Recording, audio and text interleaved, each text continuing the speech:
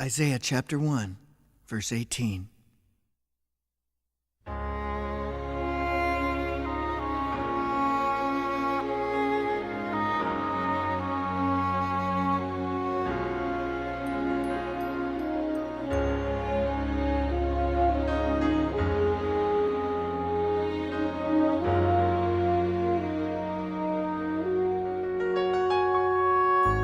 Come now, let us reason together, says the Lord.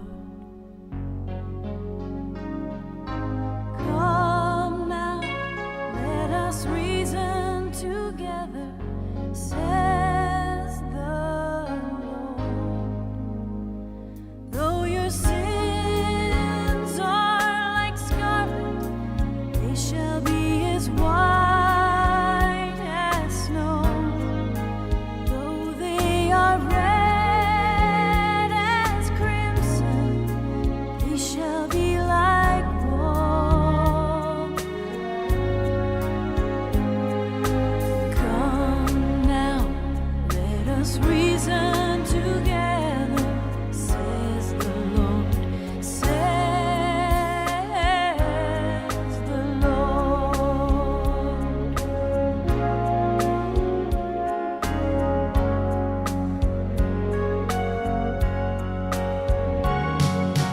Come now, let us reason together, says the Lord.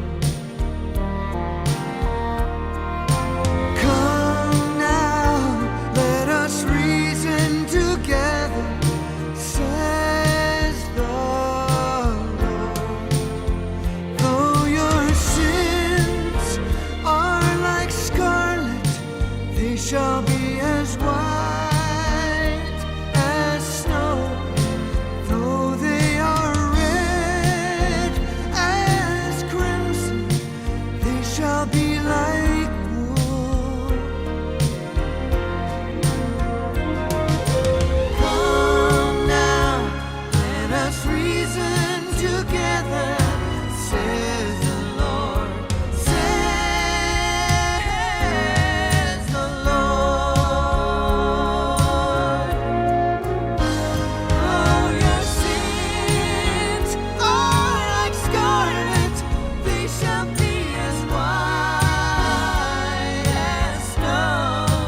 Though they are red as crimson, they shall be like wool. Come now, let us reason together, says the Lord, says the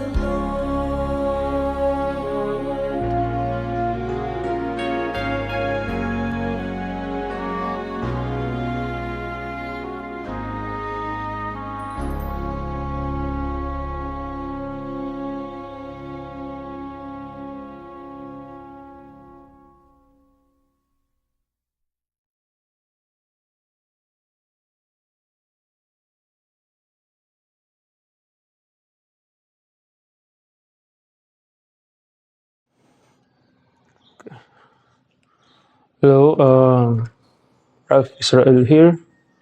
I pray na itong Word of God na babasahin natin I pray na it will brighten your day. And I pray na nawa makapasok ito sa iyong puso, will eventually will flow to your mind and nang maisagawa Isaiah natin chapter 1, ang salita ng Diyos. verse Amen. 18. So, tara pray tayo. Lord, salamat po Lord itong kausap ko po ngayon, itong nanonood po ng midweek service, Lord. Thank you for blessing him or blessing her, Lord. Thank you for blessing yung sa pamilya niya, sa kanyang church. Lord, salamat din po Lord sa pagkakataon, this great opportunity na maisabi ko po dito sa kapatid ko sa pananampalataya, Lord, yung napakagandang message niyo po, Lord. Every word of you, Lord Jesus Christ. Lord, every word niyo sa Bible, it gives life, It heals us. It gives us wisdom, Lord Jesus Christ. Lord, thank you, Lord. Lord, kung may makita ka sa puso namin na hindi mo kaloob, Lord, na nakapagpadumi sa amin, Lord, humihingi po ako ng kapatawaran sa mga nagawa ko pong kasalanan, Lord Jesus Christ. Salamat po na hinugasan niyo po ako ng inyong banal na dugo na umagos sa krus ng Kalbaryo. Thank you so much, Lord Jesus Christ. Ikaw ang aming Diyos, Hari at tagapagligtas ng aming buhay. Never mo kami binigo at kinalikuran kailan pa man, Lord. Salamat po, Panginoong Jesus. Lord, thank you for blessing us, our nation, every family, every church, and everyone who needs healing. Salamat po, Panginoon. Lord, I pray po, Lord, na itong kausap ko po ngayon, Lord, na nanonood po, Lord, na yung message po namin na tila ba nag-uusap lang po kami, Lord, na tulad niyo, Lord, na kapag nag-pray kami, katabi ka namin. Thank you so much, Lord Jesus Christ, sa pangalan ng pinaka mapagmahal, mapagpatawad, the merciful God that never change. He's the same yesterday, today, and forever. In His name is Jesus Christ. In Jesus Christ's name we pray. Amen and amen. Glory to God. Amen. Midweek service. Okay. Basa tayo ng isang verse lang pero palawakin natin. Basahin ko muna ng English version sa King James Version. Tama, okay. Sa Isaiah chapter 1, verse 18. Come now, and let us reason together, saith the Lord. Though your sins be as scarlet, they shall be as white as snow. Though they be red like crimson, they shall be as wool.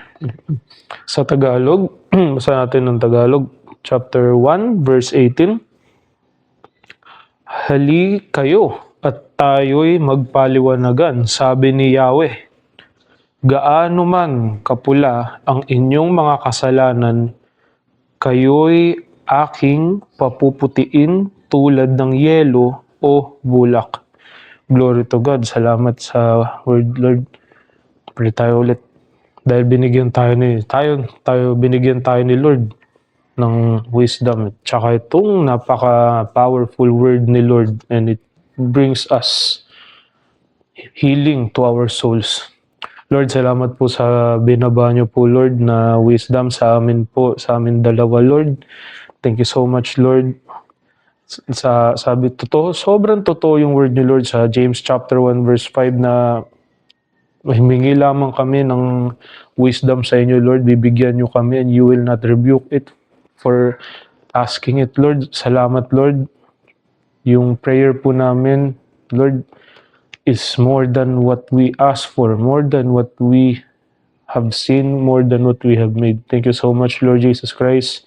And most of all, salamat po, Lord, sa salita niyo, Lord. Every day, it renews us. Thank you so much, Lord Jesus Christ. In Jesus Christ's name we pray. Amen and amen. Ang ganda ng kahit isa lang to, no? Kahit isang scripture, napaka-powerful. Hali kayo at tayo'y magpaliwanagan, sabi ni Yahweh, sabi ni Lord, no? Gaano man kapula ang inyong mga kasalanan, kayo'y aking papuputiin tulad ng yelo o bulak. Well, pareho tayo na actually na nakagawa ng mali in previous times, no? Na maybe last week, last month, last year, tila ba nakagawa ng napakabigat na mali or kasalanan, no? Against kay Lord, no? Alam natin pag nakagawa tayo ng kasalanan, no, na lulungkot si Lord, and we must ask for forgiveness, no? Kung may nagawa tayo ng kasalanan, hingi tayo ng tawad dun sa tao, no? Then napakabuti ni Lord. Sabi niya dito, let us reason, no? Kumbaga, uupo ka, kasama siya, mag-uusap kayo ni Lord, no?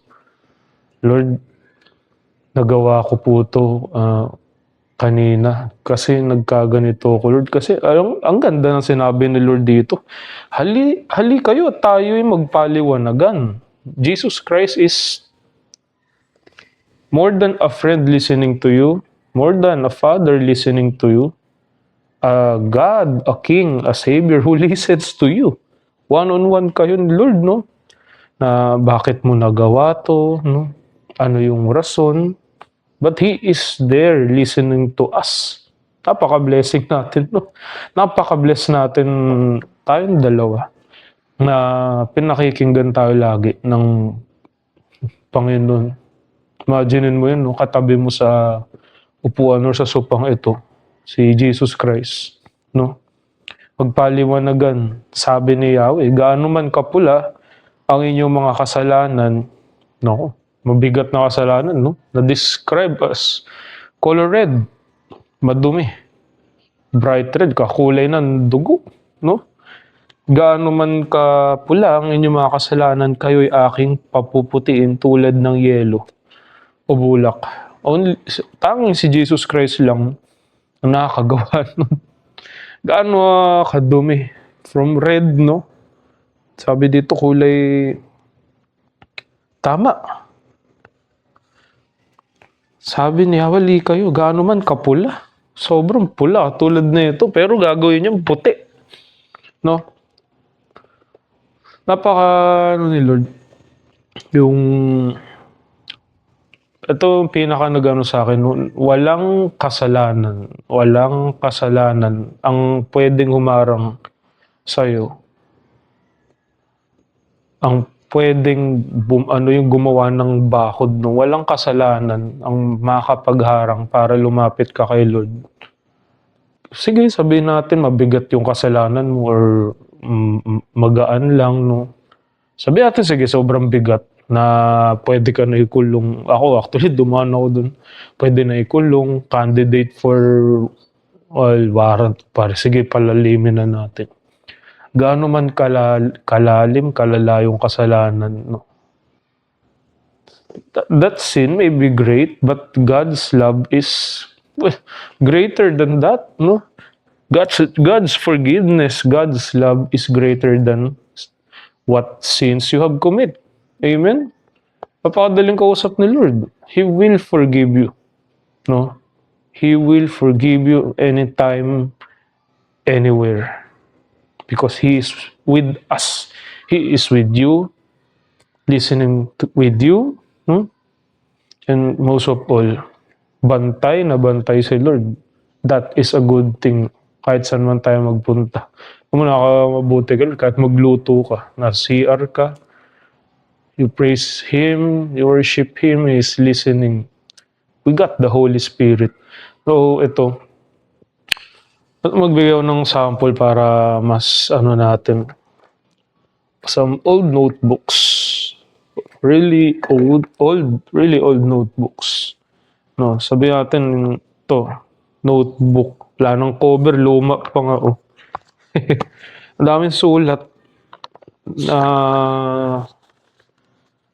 Ngayon, well, sign pen, hindi na siya mabubura, pero pwede patungan ng tawag doon yung whiteout, yung kulay puti na liquid, no?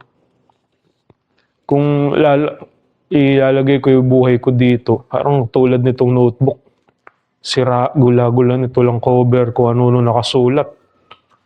Parang sa buhay ko noon, kung ano nakasulat na kasalanan, attempted murder, gano'n, na nag-sell ako ng iba't illegal substance, alak, typical sins, baril, kutsilyo. Well, that's really sad. It makes God really, really sad. Pero nung tulad mo, nakakilala tayo kay Lord, binago niya tayo. You know, na Jesus Christ, hindi lamang niya binubura yung kung ano man nakasulat na natin, na kasalanan. Hindi lamang niya binubura. sabi rin sa Bible, kakalimutan niya. Napakabuti ni Lord, no? Ito, no? Kahit gaano kapula, kahit gaano kadumi, kung ano man nakasulat dyan, no? Basahin natin sa Isaiah 1:18 ulit. Gaano man kapula ang inyong mga kasalanan, kayo'y aking papuputiin. Nakakasimputi tulad ng yelo o bulak. Oh, ito daming sulat, no? But what God made us, no? Nung humingi tayo ng kapatawaran, no? Corinthians, sabi nga sa Book of Corinthians, the old has gone, the new has come. No? Kasi tayo, even with our own selves, di natin kaya burahin to eh. Kung ano yung mga ng anong kasalanan, kung ano naman yan. But eventually, God is a loving God. He's a gracious God. Gawin niya tayong bago. Ito, tulad ng notebook na to, bago. May cover na. Makapal. Mas makapal dun. Tsaka mas malaki. Hindi ko to binibenta. Well, mas malaki, mas better, no? At well, kunin ko ulit. Mas better siya kesa dito. Bukod sa mas better, walang sulat. Yan, no? Mas malaki pa yung page. No? Kasi kung iambing natin dito sa old notebook o nung nakasulat, ang sumusulat dito or gumagalaw sa buhay ko, ako lang. Tayo lang. No? Nung di pa tayo nakakilala kay Lord or nung nakakilala na tayo kay Lord, nakagawa tayo ng mali. Pero ginagawa sa atin ni Lord, no? He made us He made us better to what we are before. Better nung kahapon na nakagawa tayo ng kasalanan. Better nung last month na nakagawa ng kasalanan. Ginawa niya tayong bago. So, He writes, Jesus Christ, the author and finisher of our faith, He writes our stories. Hindi na tayo yung mismong sumusulat ng kwento natin. He writes His stories for us. Kung sinusulat natin yung kwento natin, no? Kung yung daily lives, kumbaga, kasama na natin si Lord. Well, although blank ito, si Lord ang author and finisher na ng faith natin, ng buhay natin, no? Better than yesterday. Goodbye yesterday nga sabi ng kanta, no? Ulitin natin, no? Gaano man kalaki yung kasalanan, or kung may nagawa kang mali, kahit ano ka na, nakakilala kay Lord, tandaan natin, hindi hadlang ito para lumapit kay Lord. Sabi natin, no, Saturday, nakagawa ka ng mali. Naku. Sunday bukas, parang nakakaya mag-church. No. No. God still wants you. No? Punta ka dun, no? Di ka naman husgaan ni Lord na, dumi tayo, bawal ka sa church. No. God loves you still. God loves you so much, no? Para iwan yung presensya niya sa iyo, yung Holy Spirit. No. Masyado tayo mahal ng Panginoong Yesus. Tanda natin yan, kahit gaano man, ulitin ko, kahit gaano man kalaki, kalala yung kasalanan, hindi yan magiging bakod para lumapit sa Diyos, pumasok sa church. We just have to we just have to confess our sins, no? Then God will forgive us. Alam mo, sa James chapter 5 verse 16, nakatuwa dun eh, na confess your sins to each other that you may be healed. No, grabe, no? Ang promise ni Lord, nag-confess ka na ng mali mo, gumaling ka pa. Tapos yung karugtong nun, yung prayer of the righteous, no? Is yung talagang pinakikinggan. Sabi natin sa James chapter 5, glory to God dito agad. James chapter 5, verse 16 to. Kaya nga ipagtapat ninyo sa inyong mga kapatid ang inyong mga kasalanan at ipanalangin ninyo ang isa't isa upang kayo'y gumaling. Wow! Malaki ang nagagawa ng panalangin ng taong matuwid. Ikaw yun, matuwid. Righteous. No? Then, Jesus Christ, tanda natin, no? Back to, yung previous. Jesus Christ died for our sins. Forgiveness of our sins, rather. Sa kapatawaran natin. No, for the wages of sin is death. Sa book of Romans, for the wages of sin is death. Ako, mabigat. Kasalanan mo, no? Pero may kapalit naman tayo, nakakatakot. But the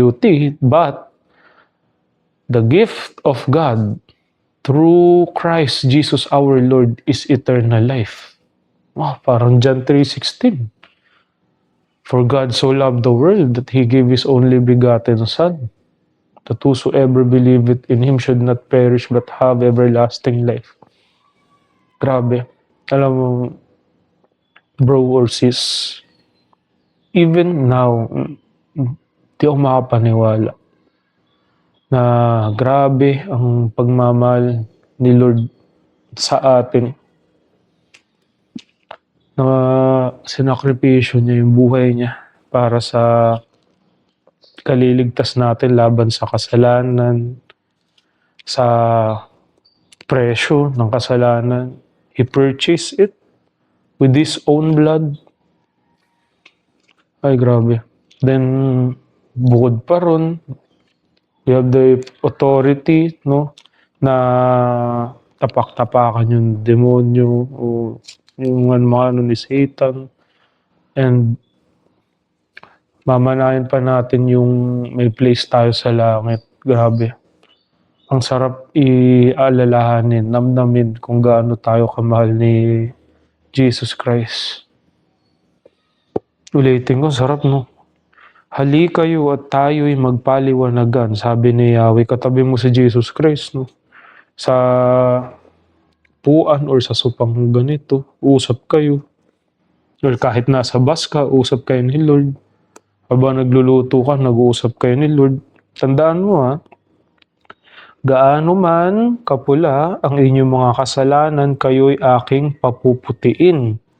Tulad ng yelo o bulak. Ang yelo sobrang white, ang bulak sobrang white. Purity. God will make you holy, purity, and new. Completely bago. Parang notebook natin kanina, no? Tandaan natin, ang sarap ulitin, na gaano man kalaki ginagawa nating kasalanan, let's ask for forgiveness. Pero huwag natin gagawin yung sin, repent. Lord, nakagawa akong kasalanan, gawin ko na ulit, papatawarin mo naman ako. Well, I trust you, hindi mo gagawin yun. Wag natin gagawin yun. It's really bad. Amen? So, ayun, tapusin natin. Ano bang magandang sample? Ito. Ito sinabi dun sa Bible, no? Kahit gaano man kapula yung kasalanan mo. Masakto, no? Kulay red to. Hindi ko to. Kulay red actually yung cover ng ibang sopa. Kulay red. Iguluhin ko na lang baka ayusin ko lang. Kulay red yung cover ng sopa. Puro kasalanan. Madugo. Na malala, no? Nagnakaw, nagsinungaling, nanuntok, ano pa ba yung mga nasa 10 Commandments. No? Sige, kuha tayo Matthew 6:33. Inuna yung ibang bagay bago si Lord, no? Hindi nag-church. Joke lang. No, nag-church ka naman, alam ko yun. No, na maraming uri, iba-iba ng kasalanan, iba-iba yung lalim, iba-iba yung taas, pero lahat yun kasalanan. Mag-ano lang tayo kay Lord, no? Ask for forgiveness, and especially yung repentance with all our heart, yung buong puso. Sinabi nga ni Lord sa Psalms 51, no, through David, na Lord, renew my heart and give me a new heart and renew a right spirit within me. Si David Lord, baguhin mo yung puso, kaluluwa ko kasi. Alam ni David, alam mo yung kwento yung kay Bathsheba na nagkasala ng grabe ang kasalanan ni David, pero hindi siya inano ni Lord, no, yung wala, bahala ka dyan, iwan kita, no. Hindi ginawa ni Lord yun. Ito, sample na lang natin. Grabe yung kasalanan, pulang-pula. But what God, sample lang naman to, gagawin ni Lord, no? Sakto, kulay puti. Naalisin ni Lord yung kasalanan mo. Magiging kulay, well, may design lang yan, ha. Magiging kulay white ka. Ewan ko kung white to sa cellphone. No? Hindi ko binibenta to. Sample lang. Kulay white, puting-puti, no? Can you imagine that na walang kahit sa buong panlabay, no? Wala. Only Jesus Christ can do that. Forgiveness of sins. No? Kumbaga sa paglalaba, may stain yung damit mo. Nang gagamitin dyan, iba-iba. What's your brand? May Ariel, may Surf, no? Para alisin yung stain. But Jesus Christ, in our soul, in our spirit, gamit niya. Grabe, dugo niya para linisin tayo. Then sobrang nung nag-ano tayo kay Lord, nag-ask ng forgiveness, nag-repent tayo. Grabe, ang puti. Sana puti to sa kung ano man nakikita mo. Parang tingin ko dito, parang kulay mo ko. Well, sample na lang naman. At least nawala yung red, no? Ayun, I pray that this message, no, na na it will help you, no? Di ko alam ba't ito yung binaba ni Lord sa akin. I pray na wag mong i-condemn yung sarili mo. Wag mo, kung nakagawa ka ng kasalanan, no? Kaya iniwan na ako ni Lord. Nakakaya na lumapit kay Lord. Pupunta ako ng church pero gagawa pa rin ako ng mali. No, hindi. God always loves you. And He wants your presence. He is happy with your presence. Tayo, nag-enjoy tayo na nasa yung presence ni Lord nararamdaman natin. And for all I know, si Jesus Christ natutuwa din kapag kausap natin siya. Natutuwa siya sa presensya din natin. Lalo na kapag Sunday, no? Dami natin, no? Nagpe-praise and worship tayo kay Lord. Grabe. How beautiful is that thing to watch, that phenomenon to watch. What more pag nasa langit na tayo, no? Ganda ng kanta to. Praise and worship, no? Yung liwanag nanggagaling sa Diyos. Maranatha, Lord, come quick. So, yun. Tinanggal ko yung ng soup. Ayun. Basahin na natin ulit. Isaiah chapter 1 verse 18. Well, basahin natin yung previous and after verse para mas yung supporting, no? Alam niyo sa Isaiah chapter 1 verse 17. Ito ang nakasulat, pag-aralan ninyong gumawa ng makatwiran, pairalin ang katarungan, tulungan ang naaapi, ipagtanggol ninyo ang mga ulila at tulungan ang mga byuda. Ganda ng kautusan ni Lord dito, no? Alam ko ginagawa mo to. Tutulungan mo yung mga naghihirap na tao. Tapos ito, verse 18. hali kayo. Biglang ano yun, no? Shift. Hali kayo, tayo'y magpaliwanagan, sabi ni Yahweh. Ito na, gaano man kapula ang inyong mga kasalanan, kayo'y aking papuputin tulad ng yelo o bulak. Grabe, no? Lapit ka pa lang kay Lord, parang isa prodigal son, yayakapin ka na kagad, no?